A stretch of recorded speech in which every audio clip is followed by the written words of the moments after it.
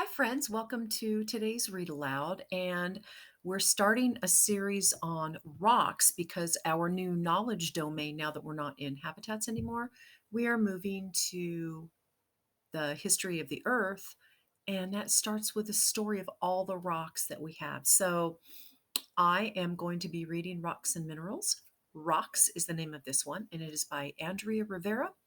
From volcanic pumice to transformed marble, learn all about rocks in 5 easy-to-read chapters. So we are going to start on this one today.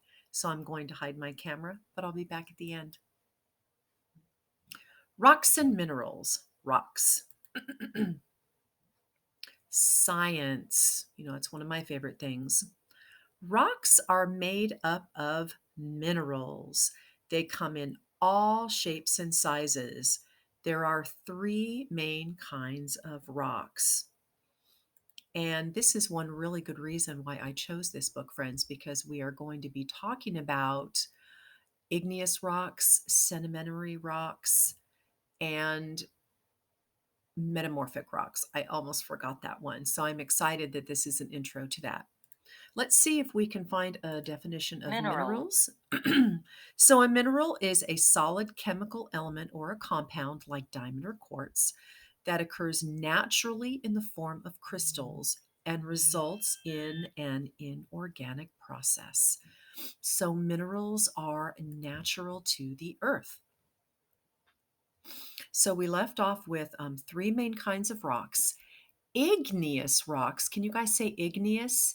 Igneous. Igneous rocks form from hardened magma. And that is actually going to be one of our vocabulary words hardened magma. Let's click on Magma. magma.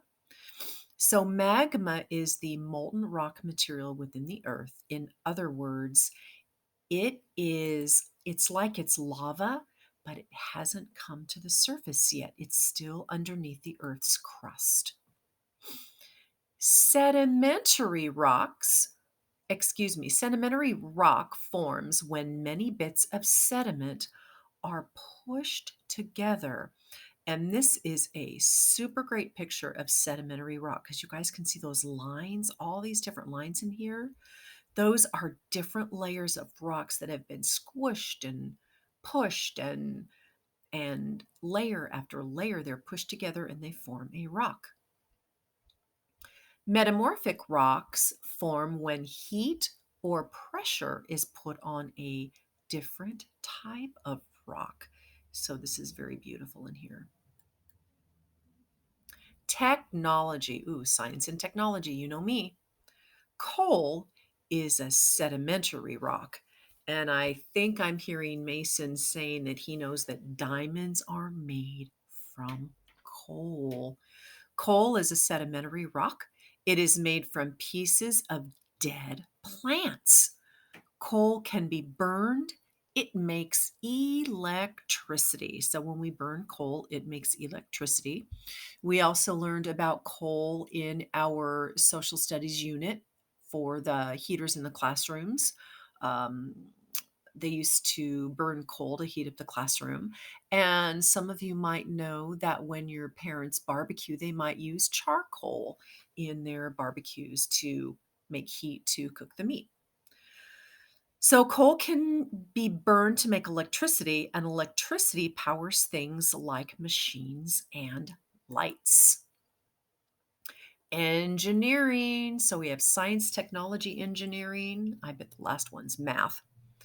Rocks can be used to make many things.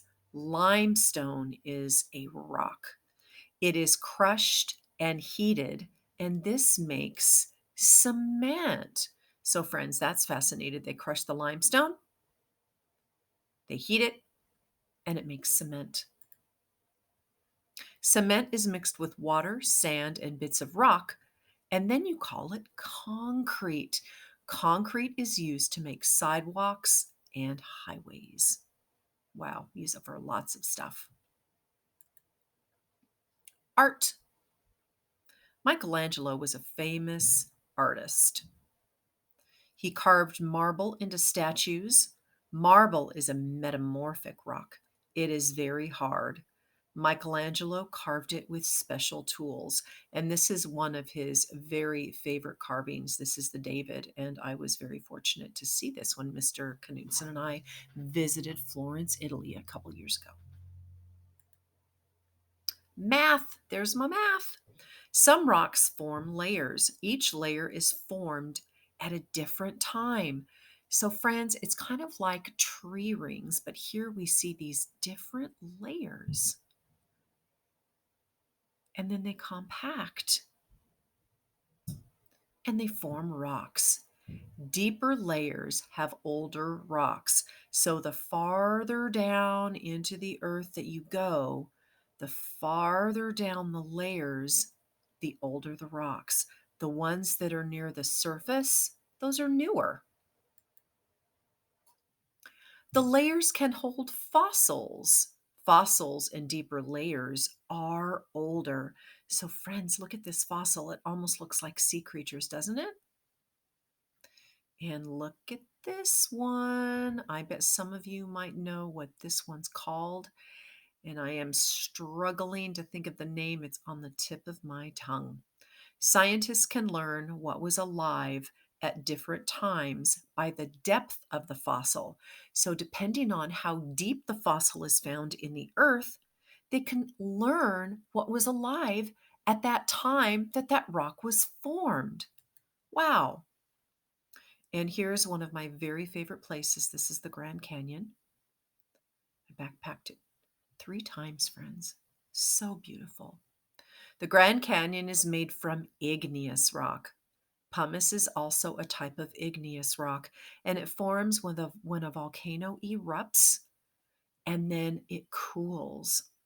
Limestone is a sedimentary rock, so are shale and sandstone. Marble is a metamorphic rock, so are soapstone and slate.